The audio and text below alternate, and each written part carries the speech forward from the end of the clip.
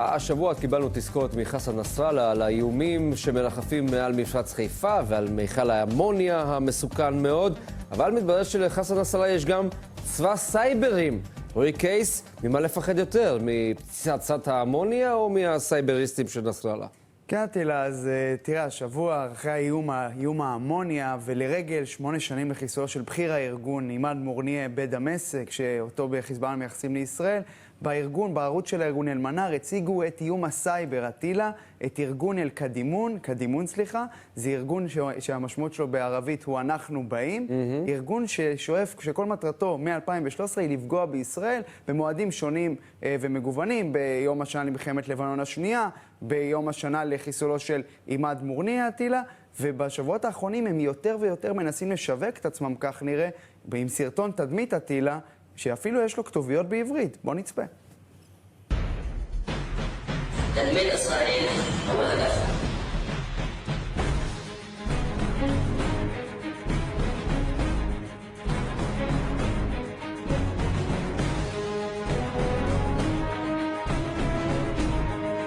بإيدنا نحدد أيمتى بداية هذه الحرب وأيمتى نهايتها. מה שהכי מטריד בסיפור הזה זה התנועה הזאת שתמיד עושים בסרטים, גם שאנשים כותבים מהר מאוד, זה אומר שזה מסוכן.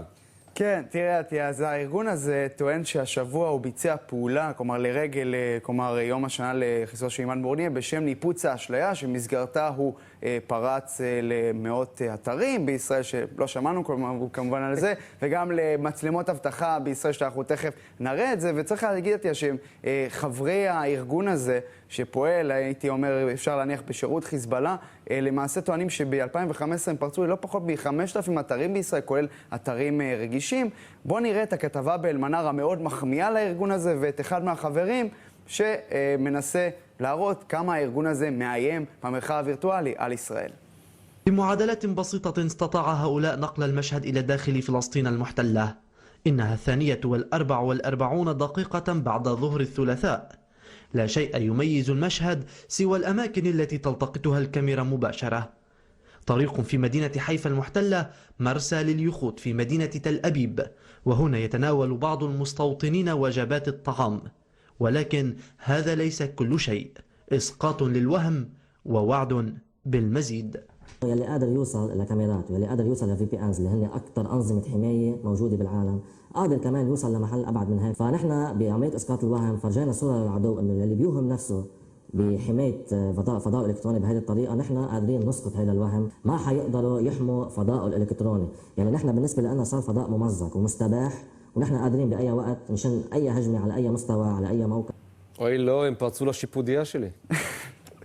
תראה, בסופו של דבר, גם אם הם לא מצליחים כל כך, וגם אם אנחנו לא שומעים על זה כל כך בתקשורת, ואנחנו לא מקבלים איזשהם אישורים לזה, בסופו של דבר צריך להבין שזה מראה שכן, כלומר, יש את הניסיונות האלה מצד חיזבאללה, בדרכים שונות ומגוונות, גם לפעול במרחב הווירטואלי. זה לא דבר חדש, זה דבר שקורה הרבה בשנים האחרונות. הכתוביות בעברית זה לא נועד כדי בעצם לייצר לוחמה פסיכולוגית והפחדה נוספת? בהחלט, הטילה, וגם בארגון חמאס עושים את זה, כלומר, הם לא הארגון הראשון של זה, וגם בדאעש עושים את זה המון לאחרונה, לא בעברית, אבל בשפות אחרות.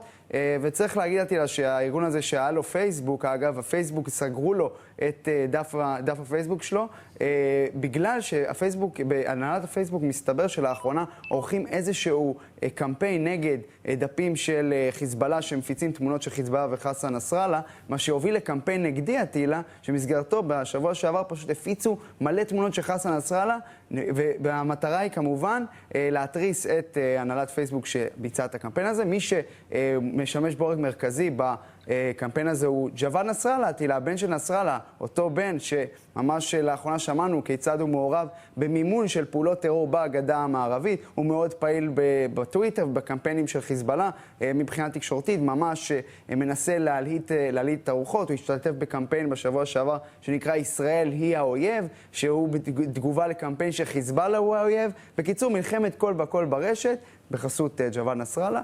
אז בזמן שחסן נסראללה מאיים על מיכל האמוניה ומראה את איום הסייבר בערוץ שלו, צריך לזכור שחיזבאללה ממשיך לדמם בשטח בסוריה. זה למעשה מה שקורה.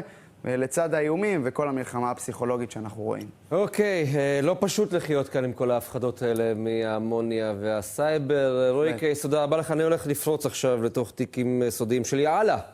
עד השבוע הבא נביא את כל הפרטים. תודה.